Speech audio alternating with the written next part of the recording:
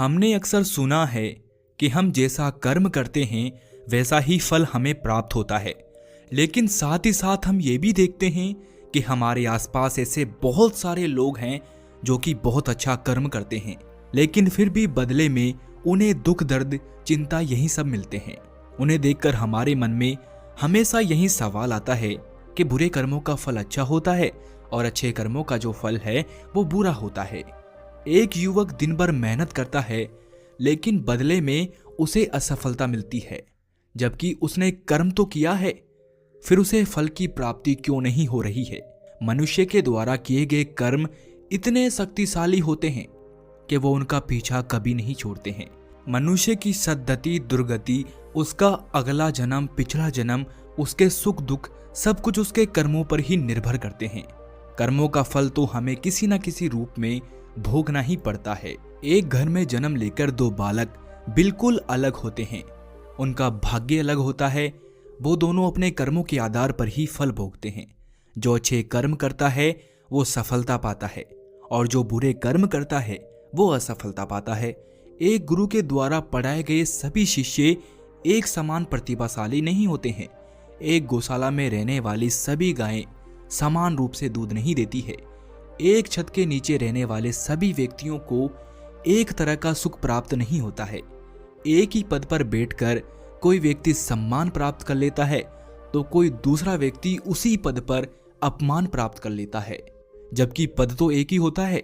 तो आखिर ये कर्मों की गति क्या है? आइए इस कहानी के माध्यम से इसे अच्छे से समझते हैं। इस कहानी को सुनने के बाद आप कर्मों का सारा खेल समझ जाएंगे।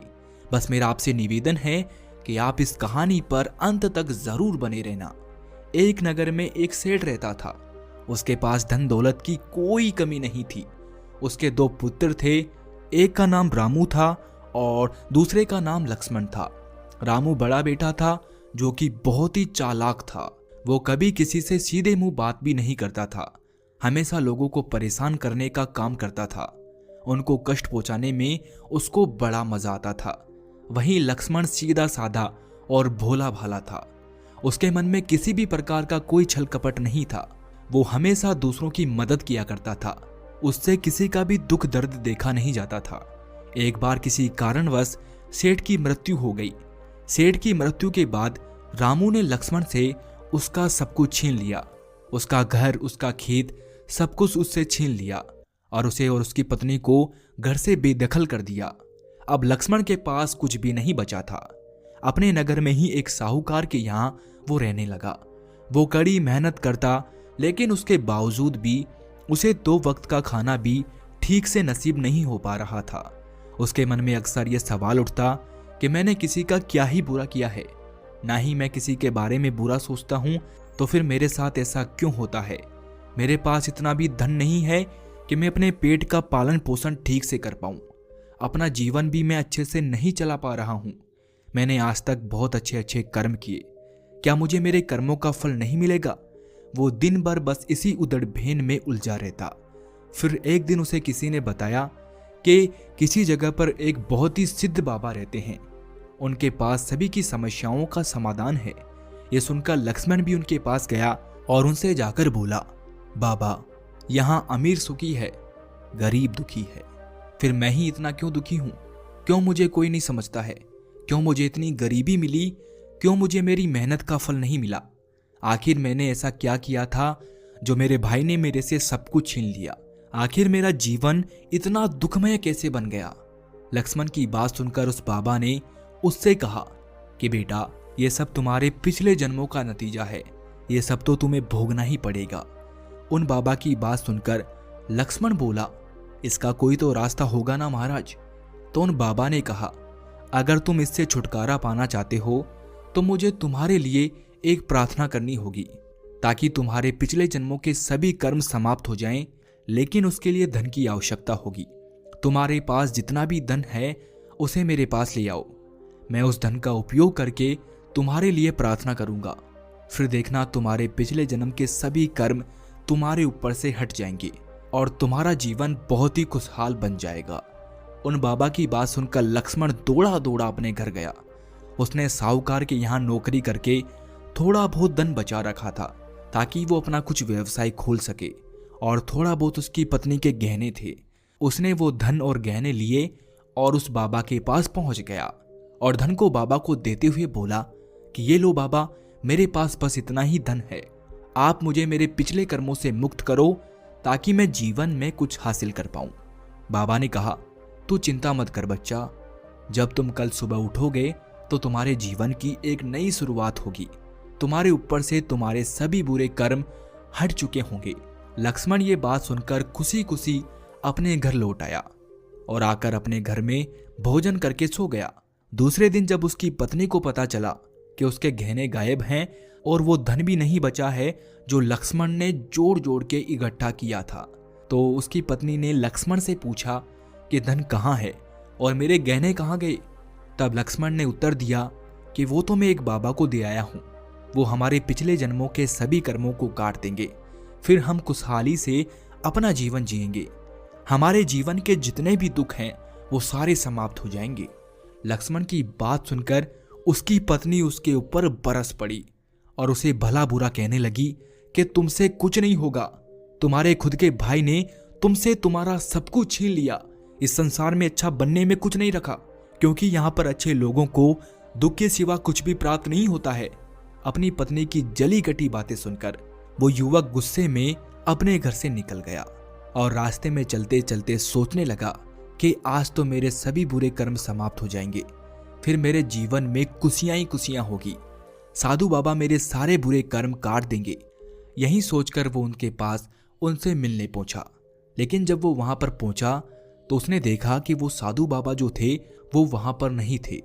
उसने आसपास के लोगों से पूछा तो उसे पता चला कि वो साधु बाबा तो कल ही नगर छोड़कर चला गया और अब वो कभी लौटकर वापस नहीं आएगा।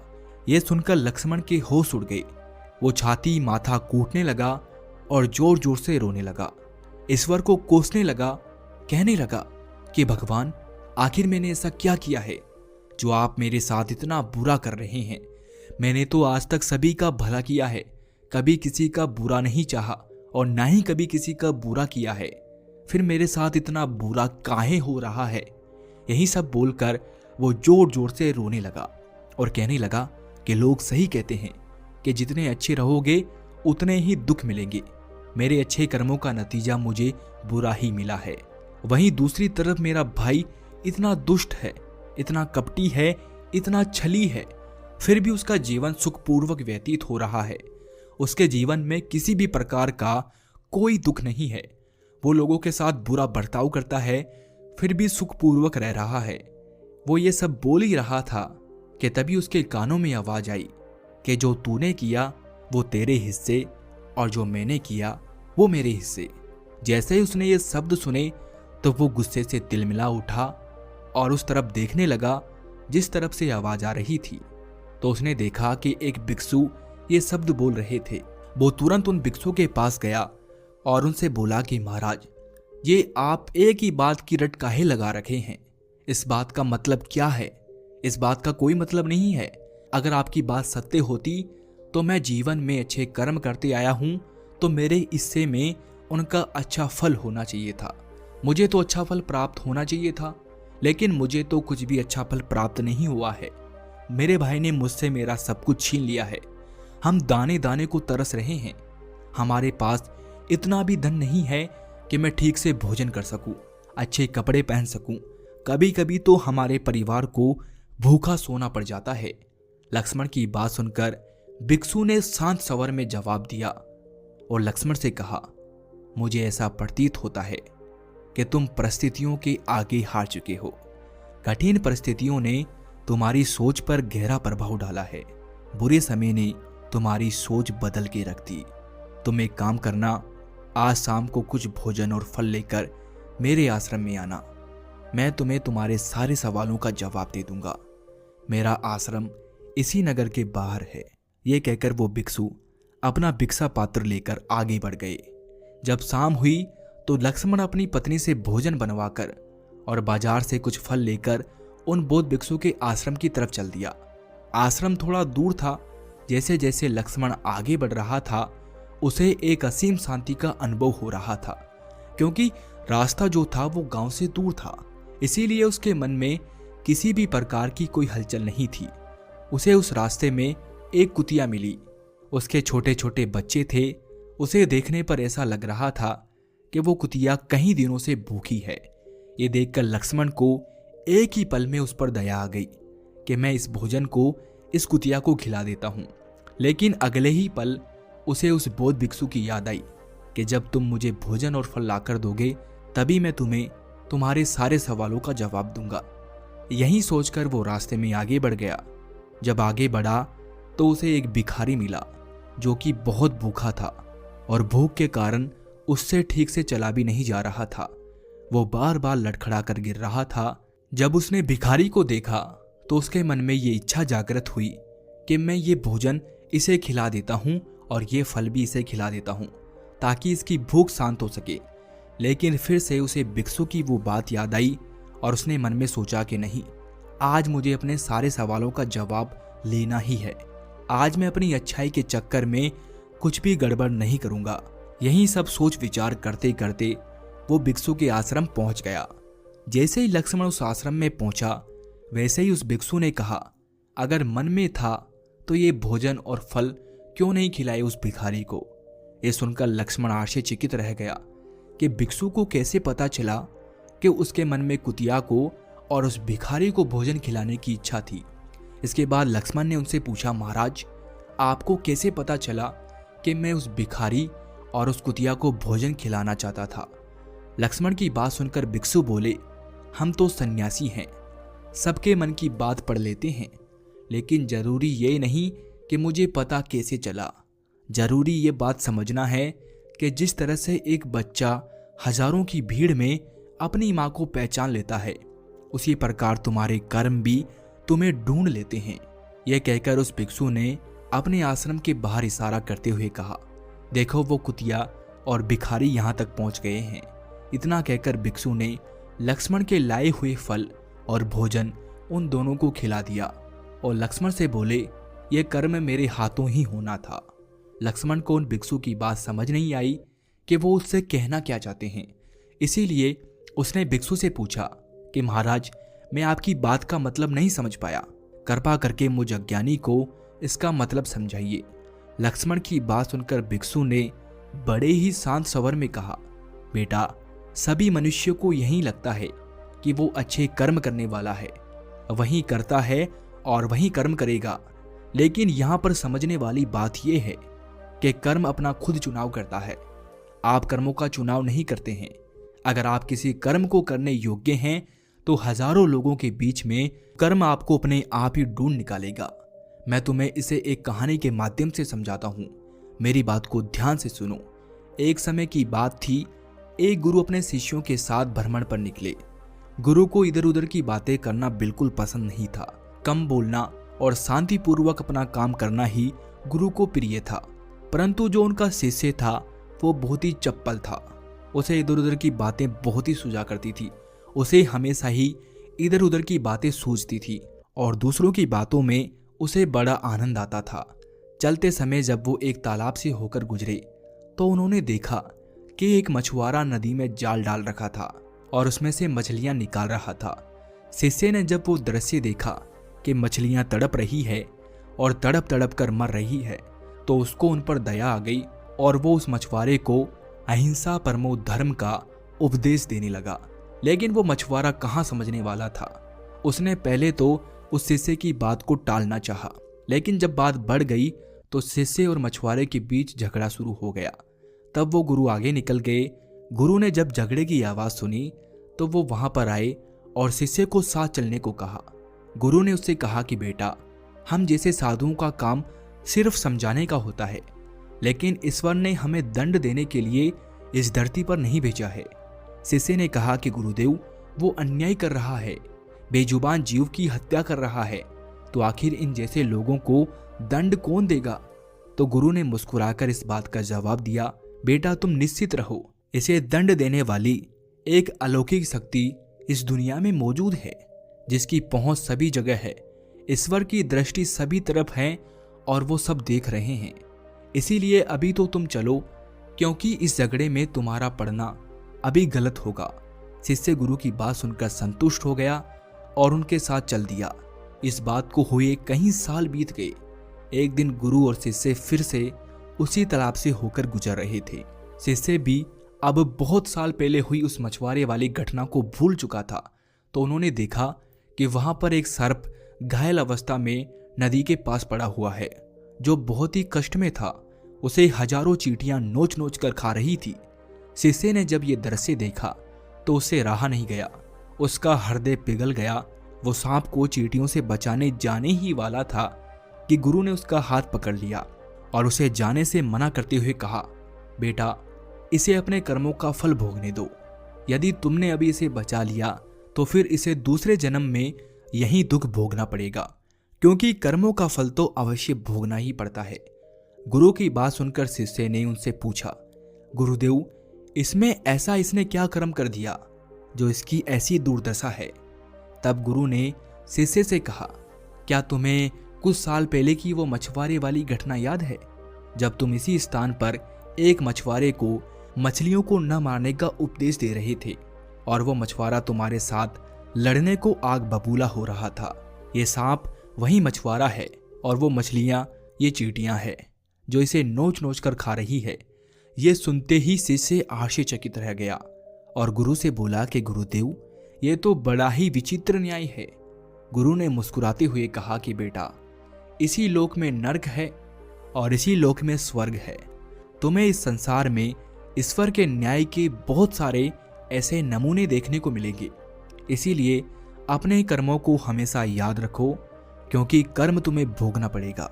जीवन का हर क्षण कीमती है, इसीलिए बुरे कर्मों के साथ इसे व्यर्थ मत करो।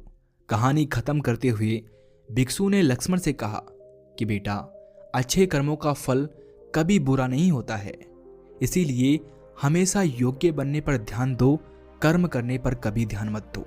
अगर तुम कर्म करने पर ध्यान दोगे तो कभी भी योग्य नहीं बन पाओगे। योग्य बनने के लिए जिन कर्मों की आवश्यकता होती है, पहले उन छोटे छोटे कर्मों को करना शुरू करो, और जब तुम योग्य बन जाओगे तो मुख्य कर्म तुम्हें अपने आप ही ढूंढ लेंगे। अपनी रोजमर्रा की जिंदगी में छोटे छोटे कर्म करते हुए अपने आप को योग्य बनाते जाओ, और जब तुम योग्य बन जाओगे तो अपने आप ही तुम्हें बड़ा लक्ष्य प्राप्त हो जाएगा। इसके बाद भिक्षु ने लक्ष्मण से कहा, बेटा, यदि तुम योग्य बनने के लिए कर्म नहीं करोगे तो दूसरे लोगों के कर्म भी तुम्हें प्रभावित करने लगेंगे। जैसे तुम्हारा भाई दुष्ट है, कपटी है, छली है, उसके पास सारी सुख सुविधाएं हैं, ऐसो आराम है, उसी को देखकर तुम उससे प्रभावित होते हो और अपने आप को दुख देते रहते हो। लेकिन जरा सोचो, तुम भी योग्य होते, तुम भी अपने भाई से ज्यादा धनवान होते। वो तुमसे तुम्हारी सारी चीजें छीन सकता है, लेकिन हुनर कभी नहीं छीन सकता है। तुम्हारी योग्यता वो तुमसे कभी नहीं छीन सकता है। इसके बाद भिक्षु ने लक्ष्मण से कहा, एक बात हमेशा ध्यान रखना बेटा, आपको वो नहीं मिलता जो आप चाहते हैं, बल्कि आपको वो मिलता है जिसके आप योग्य होते हैं। इसीलिए अपनी योग्यता को बढ़ाने पर काम करो, उसके लिए कर्म करो। कर्म का फल पाने के लिए कभी भी कर्म मत करो। भिक्षु की बात सुनकर लक्ष्मण ने उनसे कहा, महाराज, मैं अपनी योग्यता कैसे बढ़ा सकता हूँ? कृपा करके मुझ अज्ञानी को कुछ बताइए, ताकि मेरा मुख्य कर्म मुझे खुद ढूंढ ले। भिक्षु ने लक्ष्मण से कहा, इसके लिए बहुत ही सरल उपाय है। इसमें सबसे पहले उपाय है, तुम जो कर्म अपने योग्य बनने के लिए कर रहे हो, उस कर्म को करने के बाद उसे भूल जाओ। ये मत सोचो कि उससे तुम्हें क्या प्राप्त हुआ। इसीलिए कहा जाता है कि कर्म करो, फल की चिंता मत करो। अगर तुम फल की चिंता करोगे तो वास्तविकता में तुम कर्म कर ही नहीं रहे हो। अक्सर मनुष्य की पीड़ा का सबसे बड़ा कारण यही है कि वो सोचता है कि मैं कर्म तो अच्छे कर रहा हूँ, लेकिन मुझे फल अच्छा प्राप्त नहीं हो रहा है, और यही पीड़ा उसके मन को ठेस पहुंचाती है, उसको अपने लक्ष्य से भटकाती रहती है। किसी कार्य को करने के बाद अपना आकलन जरूर करे, लेकिन फल की चिंता ना करे। जब भी तुम कोई काम करो तो काम पूरा करने के बाद खुद से यह सवाल पूछो कि क्या इस काम को करते समय तुम्हारा ध्यान इसी काम पर टिका हुआ था, या तुम्हारा ध्यान कहीं और ही जगह भटक रहा था। इस तरह तुम खुद का आकलन कर पाओगे कि तुम कितने ध्यान के साथ उस कर्म को कर रहे थे। जितने ध्यान के साथ तुम किसी काम को करोगे, उतनी ही तुम्हारी योग्यता बढ़ती जाएगी। और अगर तुम किसी काम को पूरा करने के लिए उस काम को करते हो तो उस कर्म से तुम कभी भी योग्य नहीं बन पाओगे। वो कर्म तो पूरा हो जाएगा लेकिन उसका फल तुम्हें कभी प्राप्त नहीं होगा। इसीलिए अपना आकलन इस प्रकार करो कि तुम्हारा जो ध्यान था वो कहाँ पर टिका हुआ है, या फिर यहाँ पर है या नहीं है। तुम्हारे विचार तुम्हें कहीं और भटका तो नहीं रहे। और कोशिश करो कि अगली बार तुम अपने विचारों को कहीं दूसरी जगह भटकने से रोको। ये सुनकर लक्ष्मण ने उन भिक्षु से कहा कि महाराज, मैं जब भी कोई कार्य करने जाता हूँ तो मेरा मन विचारों से ग्रस्त हो जाता है। मेरा मन कई तरह की बातें सोचने लगता है। जैसे कि मैंने आज तक बहुत सारे अच्छे कार्य किए, अब तक उनका फल मुझे प्राप्त नहीं हुआ, तो आगे क्या फल प्राप्त होगा। मैं सबके साथ अच्छा करता हूँ लेकिन मेरे साथ हमेशा बुरा होता है। क्या मैं कभी धनवान बन पाऊंगा या फिर मैं ऐसे गरीब ही रह जाऊंगा। और ये सोचते सोचते मैं इन विचारों की उधड़बेन में फंस जाता हूँ। कृपा करके आप मुझे कोई उपाय बताइए जिससे मैं इन विचारों की उधड़बेन से बाहर निकल सकूं। तो भिक्षु ने लक्ष्मण से कहा कि बेटा, जब भी तुम किसी काम को करो तो उसे पूरी निष्ठा, ईमानदारी और प्रेम के साथ करो, क्योंकि यह तुम्हारे विचारों को इधर उधर भटकने से रोकते हैं और तुम्हारे मन और मस्तिष्क को एक ही जगह पर टिका कर रखते हैं। इसके बाद भिक्षु ने लक्ष्मण से कहा कि जब इंसान इन उपायों का सही तरीके से उपयोग करता है, इनका पालन करता है, तो वो किसी भी कर्म के लिए अपने आप को योग्य बना सकता है। और अगर एक बार वो योग्य बन जाता है तो वो जीवन में कभी भी दुखी नहीं रहता है। कोई भी परिस्थिति उसे कष्ट नहीं पहुंचा सकती है।